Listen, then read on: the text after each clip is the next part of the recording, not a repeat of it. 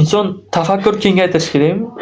Bir xil aytadi, masalan, o'zidan hozir bolalarda ko'p aqlliroq bola ichmay chekmaydigan bo'lsa, quruq chega chiqarib qo'yadi.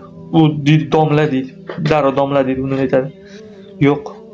Ular aynan domla bo'lish shart emas. Masalan, namoz o'qimashi mumkin, shunaqa bola namoz o'qimaydi, lekin dindan xabar bo'lishi ham mumkin. Mayli, ular boshqa masala.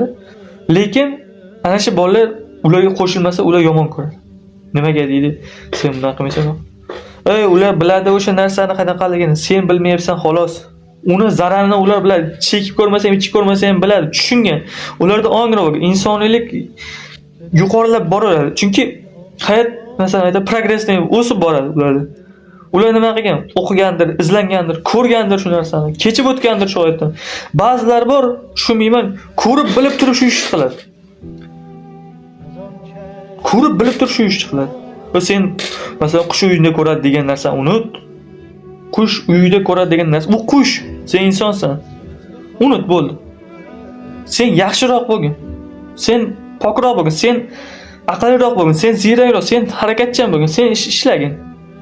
Sen yomon gapirmagin, sen yaxshi gapirgin. Hamma joyda ko'ngling ko'ksida bo'lib, assalomu alaykum, assalomu alaykum, va alaykum assalom, yaxshimisiz deb muomalangni qilgin. Hozir hayot shunaqa. Hayot shunaqa. Hamma joyda do'st birodaring bo'ladi, hamma joyda yaxshi o'rtoqlaring bo'ladi, hamma joyda aka-ukang bo'ladi. Hamma joyda ishing topib ketasan. Yo'q, bular masalan qarz bu zo'r bo'lib qovog'ini solib, gapirib, haqorat qilsa, qovog'ini solib yursa, hozir seriozno deydi-ku, shunaqa bo'lib yursa, zo'rbat deb o'ylaydi. Ya, men masalan unaqa deb o'ylamayman. Kulish deganda ham baqirmas. O'rtacharoq borganda hangamas, o'zini suhbatini chiroyli olib borish kerak. Kattalar bilan suhbat, yaxshi katta insonlar bilan suhbat qo'yinglar, masalan, insonligini kattaroq yaxshi insonlar bilan topsa bo'ladi. Kattaroq yaxshi hayot ko'rgan insonlar bilan gaplashsin, ular aytib beradi, bo'lgan voqealar aytib beradi. Shunaqa bo'lgan. Shunaqa bo'ldi inson, hayot, insoniylik. Insoniylik jihati ko'p. Nimaga taqosul beradi? Masalan, pul jihatdan aytib beraman. Masalan, inson bir-biriga hasad insonlikka bog'lab ketsam bo'ladimi shu joyda? Hasad to'g'risida. Bir inson deydi, bir ayol deydi, men eshitganman. Bir ayol bitta oila kelin olibdi, bir qo'shnisi bor ekan. Chiqibdi, o'siniga chiqibdi-da, kelinini yomonlabdi. Bir ikki kun janjal qildirib uyida. Endi gap so'ziga voy erishanyapti. Kelinni yomonlabdi. Yana o'tib 2-3 kun bo'lib, bir kun uyga kiribdi, tillalarni olib chiqib ketibdi. Keyin aytib sotibdi. Keliningiz menga sotdi, tillalar arzonga pul kerak deb. Kelinni yomonlabdi. Kelini keyin onasining oldiga, onasi ikkasi shoshganda, "Ona shunaqa dedi, siz sotibsiz" desa. "Sot yo'q" deyapti. "Yo'q. Nima foyda topishini tushunmayapman. Shu eslatdi, yo'q" deyapti. "Yo'q" deyapti. Bo'pti, mayli, keyin yuzma-yuz kelishibdi. "Yo'q, shunaqa. Sotmadim" desa, "Sotdingiz" deb turib olgan. Yana o'zini ma'qullayapti. Inson emas, ikkalasi ham inson. Yo'q, insoniylik jihatdan to'g'ri kelish kerak bu narsaga. Yo'q. Mayli, janjal qilmay, eri narigi uyda yo'q, masalan, o'sha qo'shnisini ham ot eraydi. "Unaqa qilmagan, onasi qo'y." Nima deb, ayollarda ham bor, ba'zi jahl qilib beradi. Yo'q, gap o'tmaydi, gapirib beradi. O'shibdi. Xabar kelib qoldi telefoniga. "Alo, assalomu alaykum", telefon. "Alo, yaxshimisiz?" "Ha." "Nima bo'ldi?" desa, "Bolangiz mashina urib ketdi." Astagfirulloh. Bo'ldi. Qayerdan qaytdi deb o'ylaysiz? U ko'p vaqt ketmayapti hozir qaytishiga. Ko'p vaqt ketmayapti. Tushundingiz, ko'p vaqt ketmayapti hozir. Yomonlik qilmanglar. Inson bo'lish, insonlikdan chiqib ketyapsizlar. Ko'pchilik insonlikdan chiqmanglar. Salom alaykum o'z yo'li. Ko'chada ko'ring, yaxshi. Qo'q solib, qo'rqitib, ona qarash kerak emas. Chiroyligina, "Muomala, assalomu alaykum." Salom bermasang ham to'g'ri o'tib ket. Yo turtinib, yo boshqa qilib, chim o'tirgan odamga borib gapirib, yo masalan, hozirgi o'zimiz tengdoshlardan ham ko'payib ketdi, yoshlarda ko'payib ketdi. Para-para bo'lib o'tirish qoladi. Hali olmaydigan qiz, olmaydigan bola. Itib bular kimgadir borib tushadi. Lekin shuni o'ylamaydi. Ularda qanday desam, vijdon degan narsa bormi deb o'ylayman. Aniq yo'q oladi deb o'ylayman bir-birini. Hayot shunaqa osonki, bular borib erta bir topishib qo'yadimiz deb o'ylaydimmi?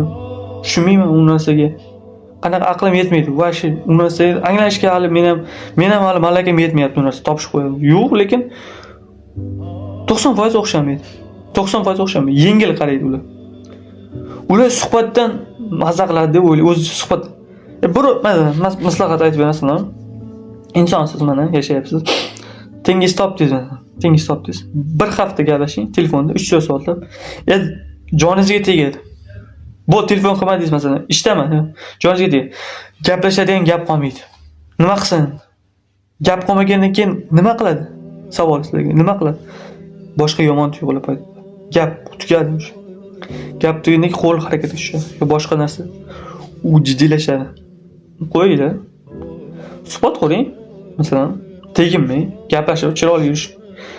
Mayli oladigan qiz bo'lsin lekin. Oladigan qiz harakat jiddiy bo'lsa, harakati soxtalanuvlar kerak emas hozir. Shuning uchun ko'proq inson bo'lish uchun, masalan, insoniylikka erishish uchun, barkamol inson bo'lish uchun kitob o'qib ko'rish kerak deb o'ylayman. Kitob eng yaxshi narsa kitob.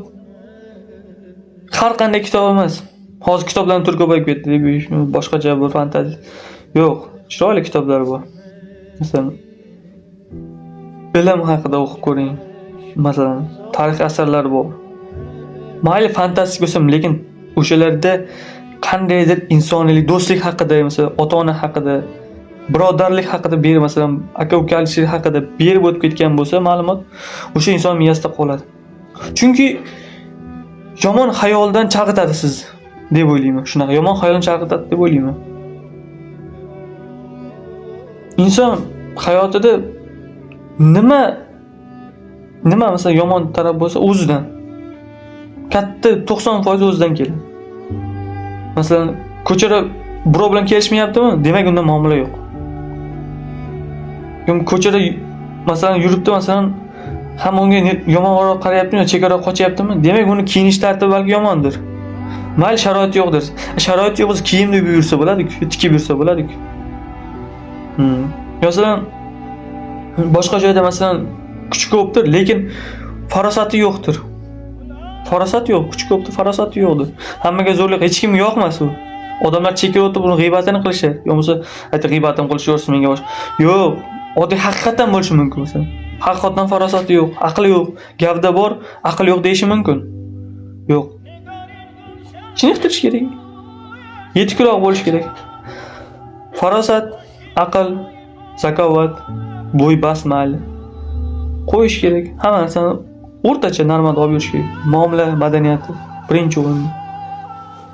So'z, til insonni yuzidan ham muhim narsa til. Yuzing xonaga o'tirib chiroyli she'r aytgan, ko'pchilik seni eshitadi. Tinglash chunki quloq orqali. Ba'zan masalan hamma bir eshitgansiz. Ayollar, qizlar masalan so'z orqali o'qishni sevadi deb eshitgansiz. O'sha narsa. Chiroyli muomala, muloqot. Mayli keyin o'sha chiroy o'ziga e'tibor qaratish kerak hamma, masalan, ayollar, erkaklar ham. Mavzuni salchacha insoniylik. Yana nima aytishim mumkin? Katta insonlardan o'rnak olishni aytdimmi? Yosh katta insonlardan so'rasangiz, masalan, hayotida bo'lgan voqealar aytib beradi. Bolam deydi, masalan, kattaroq odamlar, men hayotda shunaqa odamlarni ko'rdim deydi. O'tirib, bir joyda o'tirib, insonmiz hammamiz. Inson. O'tiribmiz, insoniyligi yo'q deydi. Kirib keladi. To'rson, masalan, kecha masalan, birga osh yeb yurgan insonni bir yil uni o'xshamay qolib ko'tarilib ketdi. Normal pul bo'lib ketdi. Endi u boydi, hamma biladi. Bo'lmasa bo'lib ketdi. Qo'l ber so'rash qarang. Hurmatsizlik bilan masalan, qo'l ber. Qo'l uchi bilan so'rashadi. Mana yarmi narsa bunday yengil qismaydi qo'lni. Yo, mendek qilsa qo'lini cho'zib faqat bunday qilib ko'rishib qo'yadi. Salomga alik olmaydi. Bu shunaqa narsalar. Hurmatsizlik qildi masalan deyapti. Lekin kecha shunday yurdi. Lekin hammamiz inson, biladi. Hammamiz boradigan joyimiz bitta. Yo'q. Kibrga beriladi. Vaqt o'tib, ular o'tmishini unutganda, yana qaytib kelib qolishi ham mumkin. Uni o'zlari bilmaydi lekin. Chunki ular chiqyapti. O'zining territoriyasidan chiqyapti. Unutishganda. Shuning uchun kim qayerdan chiqqan bo'lsa, kim qayerdan ko'tarilgan bo'lsa, boshlangan joyi va ungacha kelgan bo'lgan davrni unutmaslik kerak. Inson tug'ilibdiki inson bo'lib xato qiladi, lekin xatolardan xulosa chiqarish kerak. Shunda insoniylik tuyg'ular saqlanib qoladi deb o'ylayman. Ota-onasiga mehribon inson doim yaxshi inson deb o'ylayman. Chunki ota-onasini hurmat qilgan inson o'zini hurmat qilgan inson ko'chadagi insonlarni ham hurmat qiladi. Rahmat hammaga. Keyingi mavzu nima bo'lishini aytib ket.